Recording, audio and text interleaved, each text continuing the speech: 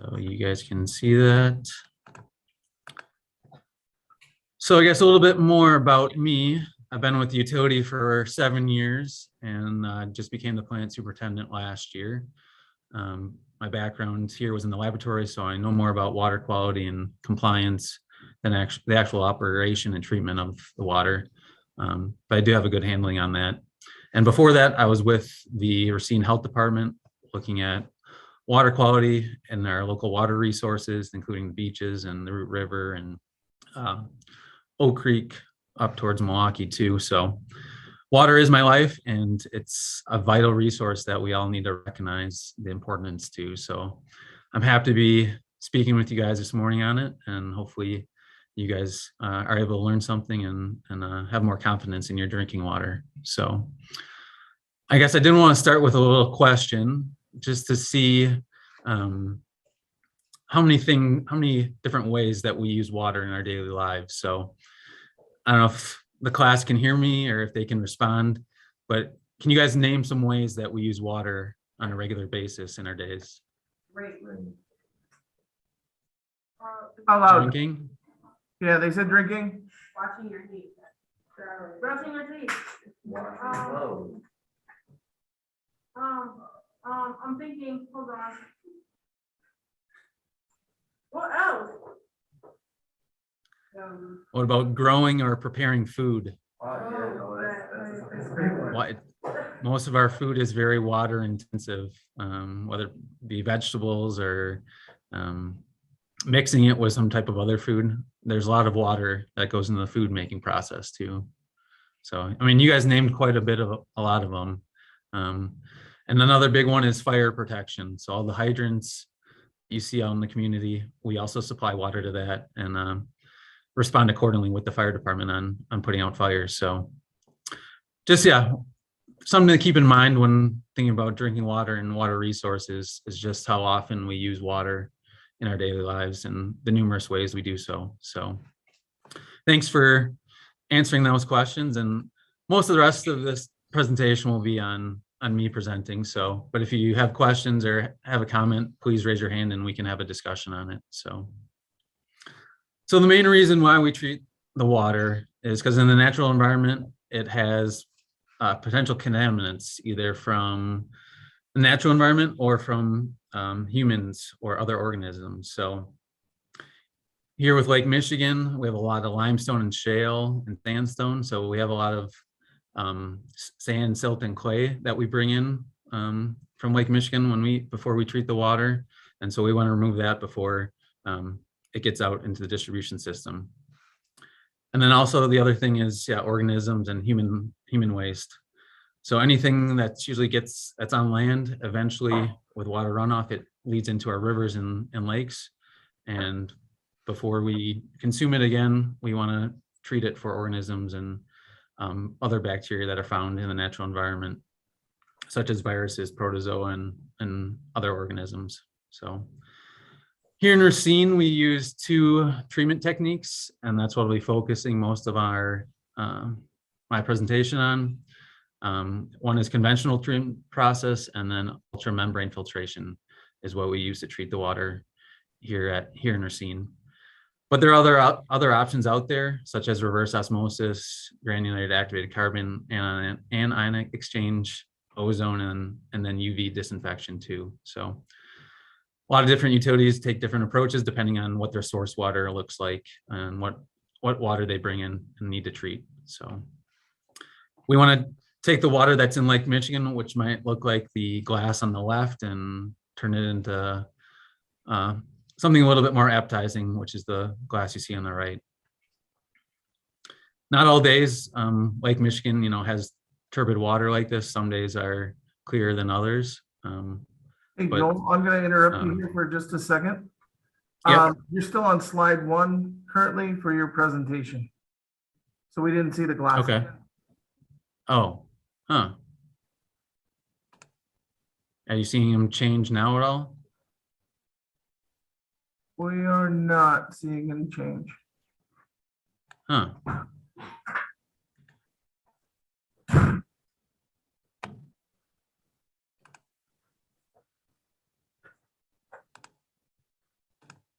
Can you see it now? We see slide 1 still. It's showing the PowerPoint in the preview form, not in the presentation form. Huh. So I don't know if you It's have on it. I don't know if you have it open in 2 different spots. I don't believe I do. There we go. Now we're on slide 2. All right, we might have to, I don't have, this is a new tablet that I have, and I don't have Word and Microsoft Office on here. So I might have to just present like this. Oh, So that's perfect. If you want to present like that, that's fine. that's fine. Okay. Yeah, You'll- we can see it now. I You'll can see my it. slides coming up too, and Awesome, thank you. yeah, my apologies. So Oh, yeah, hopefully we convert the water from, you know, the glass on the left to the glass on the right. And we do always, because we're always on top of treating the water. So going to the next slide, I just wanted to give you a brief background on Racine Water Utility and just the historic significance of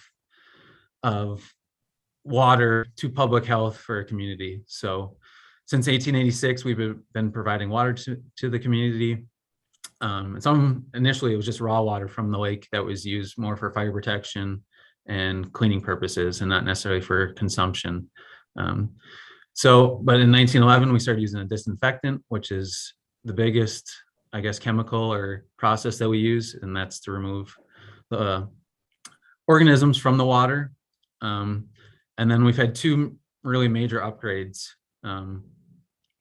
since we started providing water to the city, which one was in 1928, which we installed conventional filtration beds, and that really increased the water quality. And then in 2005, we commissioned an ultramembrane filtration plant, and that was in response to Milwaukee's cryptosporidium outbreak in the early 1990s, which is cryptosporidium is a bacteria or organism that was found in the lake, and it got through the conventional filtration beds and sickened tens of thousands of people in Milwaukee, and it made the rest of the utilities along the lake shore using Lake Michigan water to upgrade their filtration. So we chose to use ultramembrane filtration. Other municipalities and utilities picked other choices of treatment, such as ozone or UV disinfection. So we have 6 departments. We have an operations department. We have a maintenance department. We have a laboratory. We have a meter department, construction department, and a engineering department. So roughly we have about 50 people that work for the utility in all different types of capacities. And if we want to go into more specifics on that, I'm happy to do so. And then I just wanted to make note that our control room is operated 24/7, 24 hours a day, 7 days a week, 365 days a year. So they continually monitor not only the treatment process, but what's happening in our distribution system. And any calls or emergencies that happen get funneled through there outside of normal work hours. So, and the picture on the right, the 2 pictures on the right are our pump station from 1886, and it's actually still standing today. It's right along the Root River on the south or on the north side of the river. And so it's pretty neat to have that historic preservation of that building. But eventually in the 1920s, we moved over to our current treatment facility, which I'll get to in the next slide here. So this picture is of our facility. It's pretty big footprint down here by the lake. I'm sure most of you are familiar with North Beach, which is up here where my cursor is. But we're right across the street from there, and it's a perfect spot to be taking water from Lake Michigan, treating it, and getting it out to the community.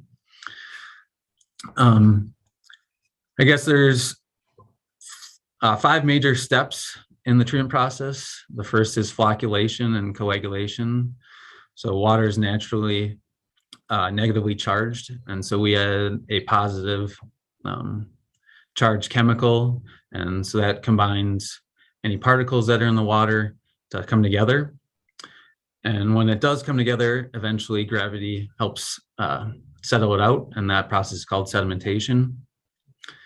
From there, our main place where we disinfect with chlorine is added right before it goes into the rapid sand filtration beds. And then finally, it goes through our ultramembrane filtration plant before getting pumped out into our distribution system. So 6 chemicals are used in the treatment process. I'll get into specifics on each of those and where they're fed. But just a general overview of the plants. This is Michigan Boulevard here, and this is Hubbard Street. And so we have 3 intakes out in Lake Michigan. They range in depth, well, they're in depth of about 30 to 35 feet. But the length of the run actually into Lake Michigan is in between 4,500 feet and close to 6,000 feet. So almost a mile out in the lake that we're drawing the water from.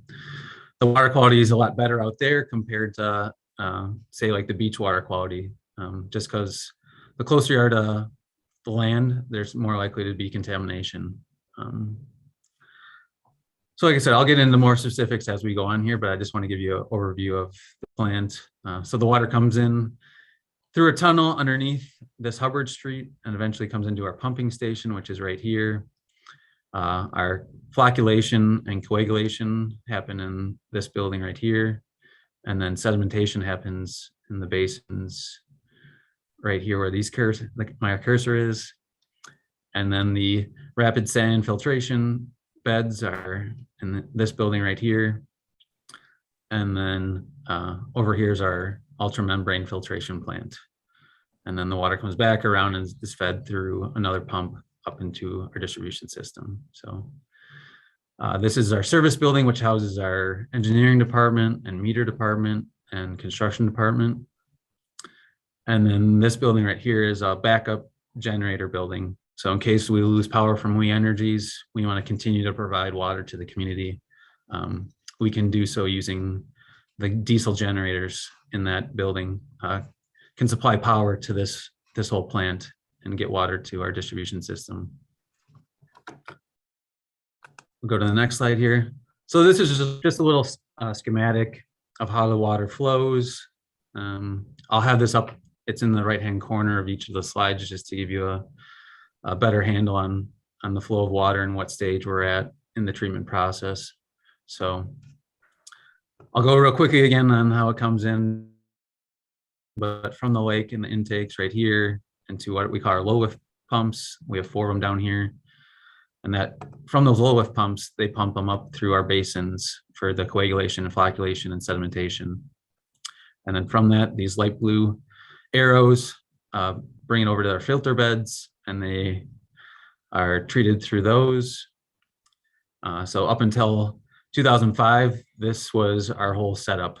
After it went through the filter beds, we pumped it back out into our distribution system. And then this over here is what we call our contact reservoir. So we're having enough time in the treatment process for the chlorine to inactivate any bacteria that are in the water. So most of the time, depending on our pumpage and the time of year, there's at least an hour of contact time between the water and the chlorine in order to disinfect the water properly. So this is just another quick schematic of the water flowing through the plants. So from the contact reservoir, it heads to our ultramembrane filtration plant, through the membranes, and then back around over to here, and then back to our high lift pumps, which pump it out to our distribution system. So I do want to talk a little bit about our source water and what a great source water it is. The Great Lakes are 20% of the world's fresh surface water. Not many other places around the world have the abundance of water that we do here. So that's always something that we should acknowledge. And it definitely helps with the consistency of the raw water that we're bringing into the plant. It's most of the time it's very consistent unless there's a lot of wind that creates wave action and stirs up the water, similar to this picture right here. we might have to use more chemicals in order to help the particles, sand, silt, clay particles settle out during the treatment process. But on a day like today, it's pretty calm and it's pretty clear. So it definitely helps having a great source water for our drinking water. Yeah, around the Great Lakes, there's roughly about 40 million people that rely on the water for drinking water purposes. So that's quite a lot of the US that relies on the Great Lakes for its drinking water. And then just in Lake Michigan alone, there's 1.3 quadrillion gallons of water. And so that's quadrillion would be 14 other zeros behind that 1.3. So the typical residence time of Lake Michigan is around 70 to 80 years, give or take, depending on the inflows and outflows. So quite a long time and quite a lot of water that we get to draw our drinking water from. And then I'll just talk a little bit about our intakes. We have 3 different size intakes that we brought out into Lake Michigan. The first was built in 1886, it's 24 inches. And then a 36-inch that was put in 1929, and then a 54-inch in 1970. So as the community grew over the last 100 years, we had to increase our capacity. And so that's why we have 3 different intakes. And it also helps with water quality too. They're spread out over about a quarter mile. And so we're drawing from different locations. So eventually they get mixed and it creates a better source water having 3 different intakes than just one large intakes. And then our first chemical is added out there. It's called potassium permanganate. It's used for taste and odor control, and then also mussel. An invasive species called the zebra and quagga mussel got brought to the Great Lakes in the 1980s from in the ballast of ships. And so they started growing on all types of structures in the lake, including our intakes. And so they could eventually overtake our intakes, and that would reduce our capacity. So feeding this potassium permanganate out in our intakes deters the mussels from growing on them. They're little filter feeders that filter the water, and they can grow on any substrate really. So that's our first chemical that we use. And from those 3 intakes, they bring the water to 2 shore shafts, which we have at the end of Hubbard Street here.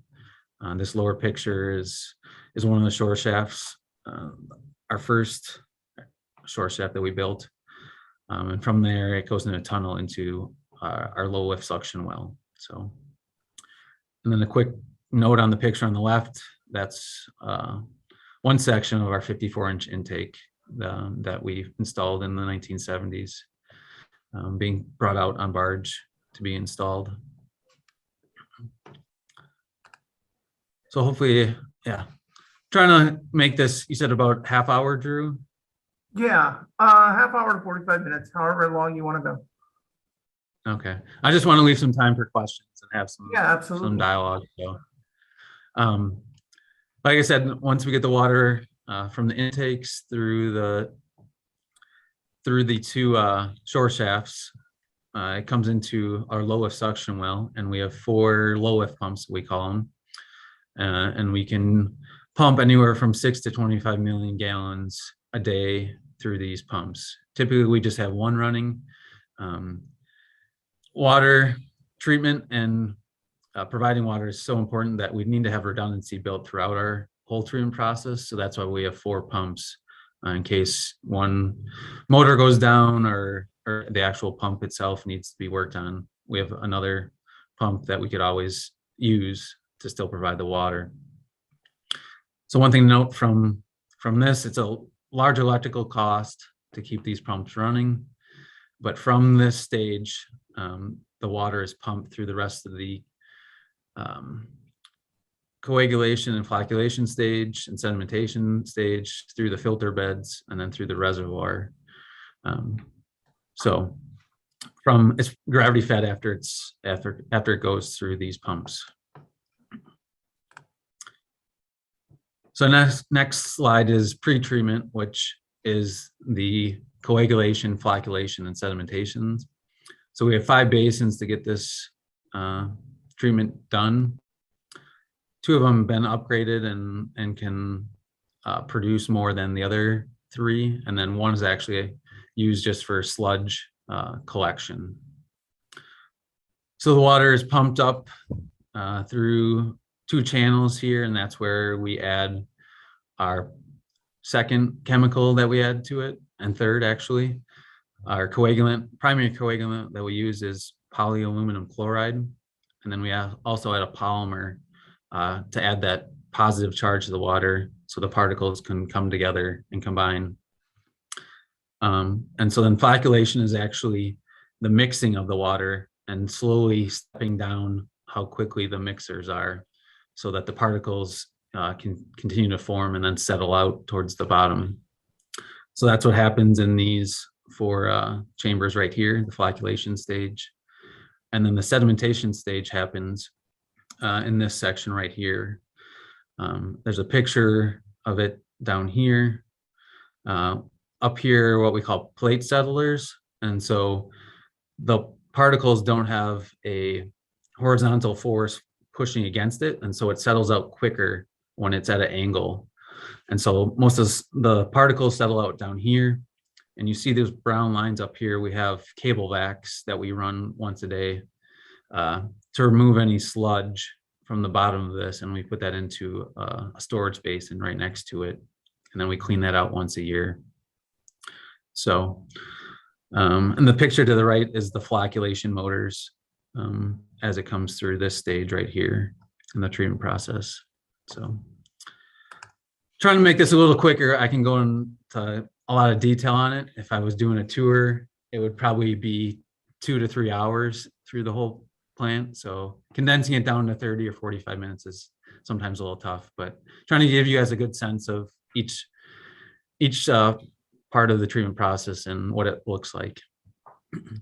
So after the water goes through the sedimentation basin, it rises. We take the best water, which rises to the top, and put that through a channel, and that brings it to our rapid sand filtration beds. So directly before it goes into the beds, we chlorinate the water with chlorine gas.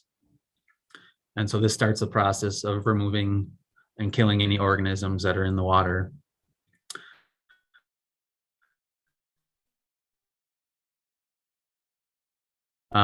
That are rated at 2.25 million gallons per day, and then 4 medium beds that have 3 million gallons a day, and then 4 large beds that have 7.5 million gallons a day.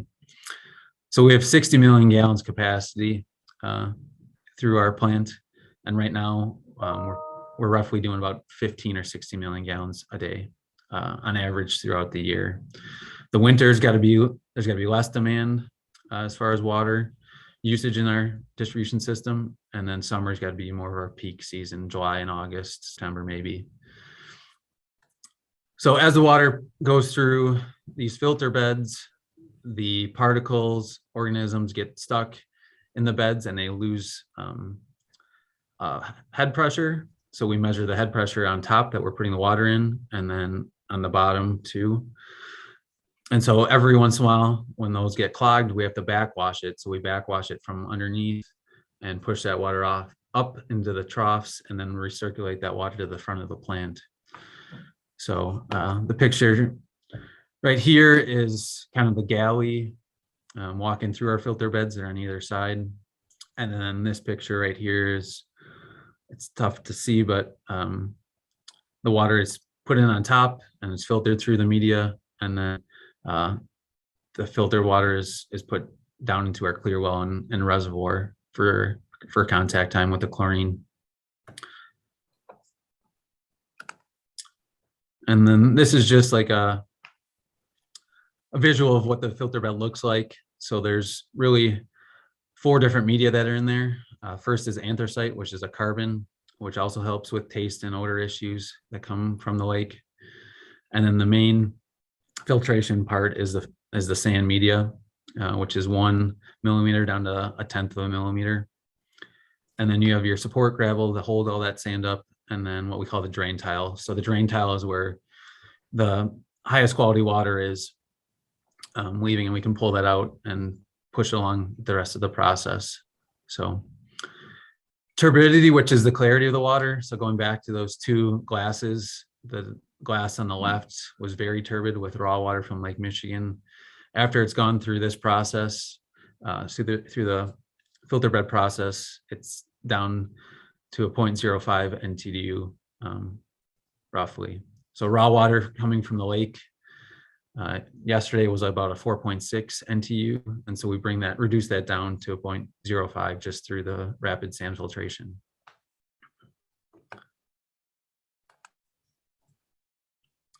Next, I know this picture isn't the best, but it's just a real large storage facility to house the water and give it that contact time between the chlorine and the water to reduce or to get rid of the organisms. So there's baffled walls to slow down the water. And like I said, it's just a large storage capacity to keep water and have that contact time with the organisms in the water. So from there, it goes into our ultramembrane filtration facility. Like I mentioned, it was commissioned 2005 in response to Milwaukee's cryptosporidium outbreak. We only have that capacity of 50 million gallons per day. We do have the capability to increase more modules and increase that capacity, but right now we don't see the need to do so. So each train has we have 7 trains, 6 cassettes, and 96 modules. So that's probably 4,000 modules, and there's thousands of fibers, as you can see from the bottom picture, in each of these modules. And so in our membrane filtration plant, there's millions of these membranes that the water's passing through and increasing our water quality. It's kind of like polishing our water to even a higher standard than the conventional treatment plant, and getting rid of potential breakthroughs from organisms that go through the rapid sand filtration. So the pore size on it is 0.02 microns. I've heard that compared to particles in like a puff of smoke. So it's very, very small pore size that can fit through it. And this protects us from viruses and pathogens that could be in the Lake Michigan raw water. And so further reducing our turbidity from the 0.05 NTUs coming from the filtration beds, we can get it down further to 0.025 or 0.018, roughly a range that we get throughout the year. So, oops, sorry. These membranes are also backwashed, and that water also gets recircled, but that has to be done every 100 to 110 days, roughly. Organic material, and then rechlorinate it to make sure it's water's potable coming out of it. So after it leaves our membrane plant, we had 2 more chemicals: phosphate, which is added for corrosion control, and that dosage is currently 1.0 part per million. Phosphate is used in lots of different capacities, including some can be found in sodas and whatnot. And then we also add fluoride, which is for dental care, and that is added at a 0.07 parts per million. We actually just we supplement what's in Lake Michigan. It's a natural element that's found in Lake Michigan, roughly at a 0.1 to 0.15 part per million. And so we really add only 0.55 to supplement it. And then I guess our final chlorine dose is around a 1.2 part per million, which is leaving the plant. And that usually gives us a residual throughout our distribution system of at least a 0.02, but water quality can be so site specific that sometimes flushing is warranted if we have an area that's stagnant and doesn't have a lot of water usage. Just like the low lift area. Our high lift, we have 4 pumps and a wide range of capacities on each. So we can do anywhere from 4 to 32 million gallons per day just on one of those pumps. So if we use 2 of them, we could increase that capacity as well. But typically right now we're just running 1 pump at a time and trying to meet our demand, whatever's in our system, and also get turnover in our reservoirs and tanks out in our distribution system. We want high quality water continually. So, and then these pumps provide the water pressure to our first pressure zone. We have 3 pressure zones. The first pressure zone is pretty much from Lake Michigan up to around Green Bay Road. And then from there, there's another 2 pressure zones out to I-94 and towards the Foxconn development on the southwest side of our distribution system. Just a quick stats on our distribution system. We have 450 miles of water main that we maintain regularly. So if there's a water main break, our construction department goes out and repairs that, like this top picture here. We have 35,000 services, and each of those is metered by a water meter. So we have to go out and change those every 20 years and test to make sure we're properly billing our customers and making sure that we're providing good service to them. Like I mentioned, 3 pressure zones. We have 5 booster pump stations, 7 elevated storage facilities, and they roughly hold 11.25 million gallons of water. So we also have that storage capacity out there to still continually provide water, even if we have a main break or a big fire that we need to put water to. We still have that buffering capacity with the storage that we have out in our distribution system. Laboratory, the Safe Drinking Water Act was put in place in 1974, and so that has really been what we have to follow in order to be in compliance with the EPA and DNR. So on a regular basis, we sample for 90 regulated contaminants. Some can be on a daily basis, others can be on a weekly, monthly, quarterly, annual basis. It just depends on the contaminant that we're looking for. We do take part in what the EPA calls the unregulated contaminant monitoring rule. So these are potential contaminants that are in the natural environment, and the EPA is looking to get data on what our source water, what our finished water might have in order to make a future standard on it. Just like the control room, our lab is staffed every day of the year, not 24/7, but every day we're doing bacteriological testing and wet chemistry testing on distribution samples and also plant samples. So, and then like I said, our 2 lab staff also sample for other contaminants, and that could be here at the plant, it could be out in our distribution system, it could be our raw water. So they take care of all that. And then on top of it, they have to keep up to date with other projects such as our corrosion control study that we're doing now, which I'll get into in the next slide. So I know you guys want to talk about lead in drinking water. With me coming from the health department, I know there's lots of avenues that lead can be exposed to human, but one big one could be lead in drinking water, depending on the plumbing that's in a house and service to that house. So there's no safe level of lead, and I'm sure you guys have talked about the negative health effects, but it can severely affect your physical and mental health, especially the development when you're younger. And then in adults, it can be more so with affecting your kidneys and high blood pressure.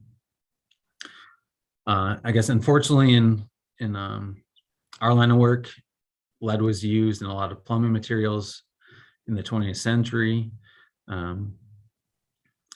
We stopped using it right around 1940.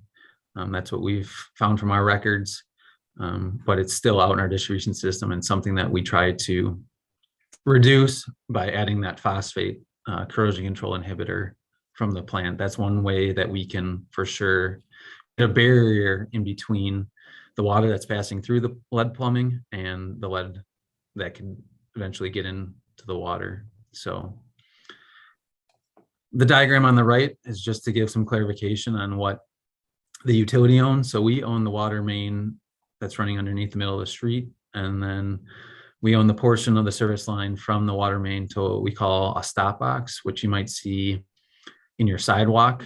It's a little disc, and that's where we can shut off the water to the house in case there's a leak or we need to do a repair on the service line. So, but from that stop box to the house is the homeowner's responsibility. And so both of these portions could be lead, and the best way to reduce lead in drinking water is to remove it completely. So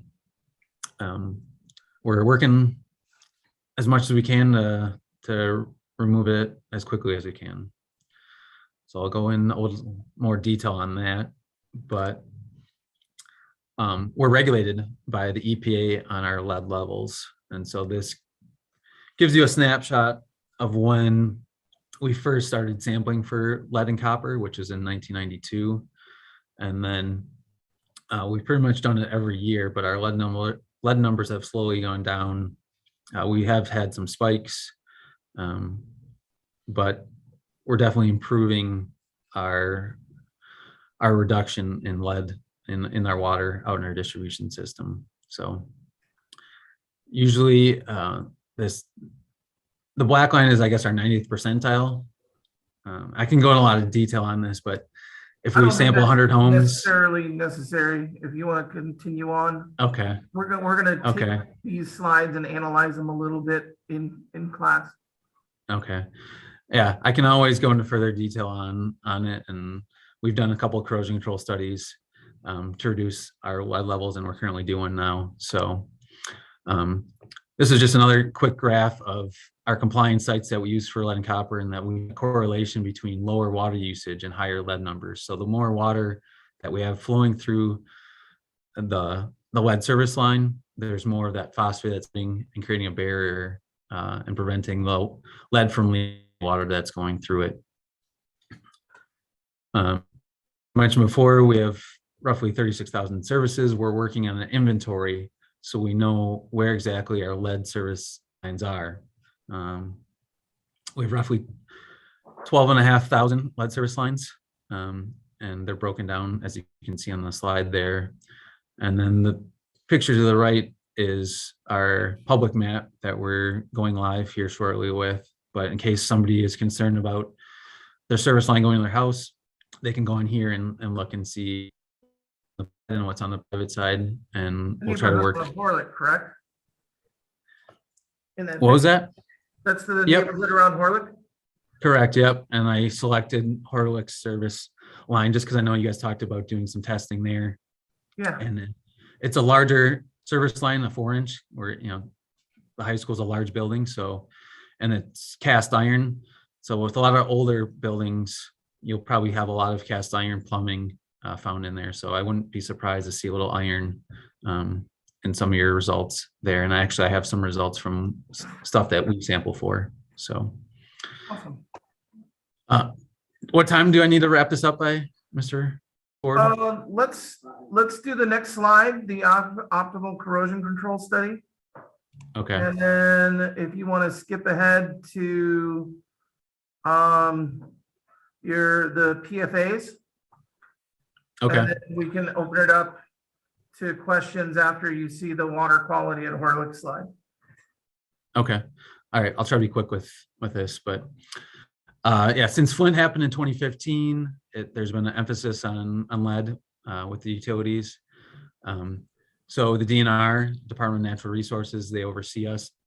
They asked us to conduct our optimal corrosion control study. So we harvested lead lines from our distribution system, and we're testing our current blend of phosphate that we use against 3 different other dosages of straight orthophosphate.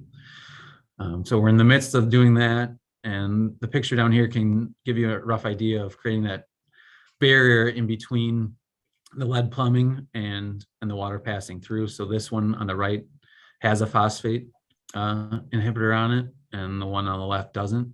So there's more likely to be higher lead numbers if we didn't use a corrosion control inhibitor. So this was just some of the results I was going to show. The new orthophosphate are definitely showing a little better than our current blend up here. We've done some sequential sampling throughout the city, and definitely see a spike in lead numbers in water that's been sitting in the lead service line compared to something that's in the house or something that's water that's coming from the main. And yes, we are working to remove the lead. Part of it is on the utility to remove it, and part of it is on homeowners to do so. There is some federal funding to help the private homeowners remove it, but we can't help everybody all at once. So the biggest thing is understanding which houses do have lead service lines and working with the homeowners to get that replaced. And it can cost anywhere from $5,000 to $10,000 to get the whole service line replaced. So, but other communities are doing it, such as Flint, New York, New Jersey. So it's definitely doable, and Racine is working on removing all of them that we have in our distribution system. So another hot topic in drinking water treatment is per and polyfluoroalkyl substances, or PFAS. I think you guys talked about these, but they're found throughout the environment. They're used in a lot of different applications. Bigger ones that I know of are firefighting foams and nonstick surfaces such as like Teflon and like Gore-Tex water repellent clothing. And a lot of them, all man-made, and a lot of them are made for those such purposes. And they have really strong bonds, so it's hard to break down or remove from any environment. So the DNR board just set drinking water standards of 70 parts per trillion. So we're talking parts per trillion now, which is very, very minuscule, but it's still a concern because PFAS are a health concern. So we did sample for PFAS back in 2013 and 2014. At the time, the detection limits were in parts per billion. So now laboratories that we work with have the capability to look at parts per trillion. So now we are going to begin sampling for PFAS in our distribution and our water here shortly within the next couple months. We're going to work with the DNR on that. And then the unregulated contaminant monitoring rule, which was already scheduled for next year, we'll be sampling for that as well.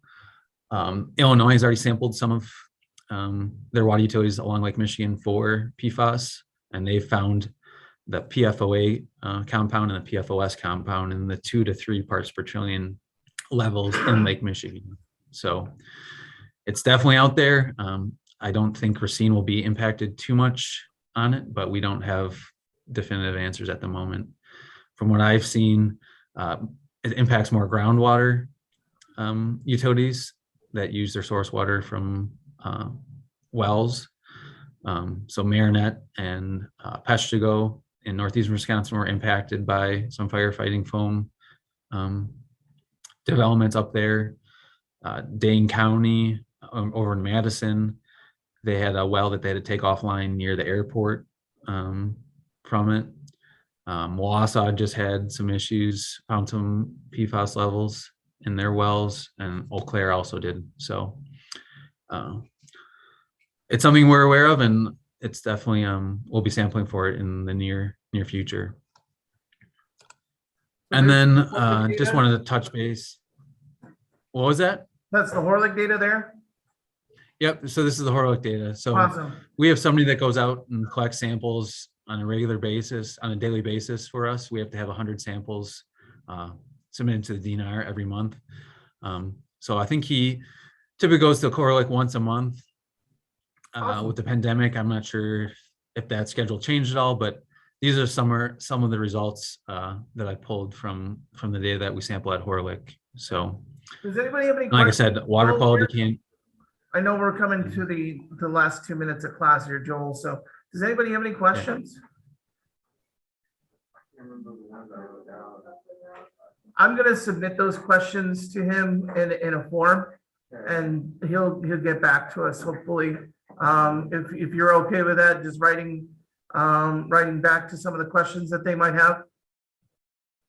Yeah, definitely for sure. And I'm over, yeah, you can share my email or my phone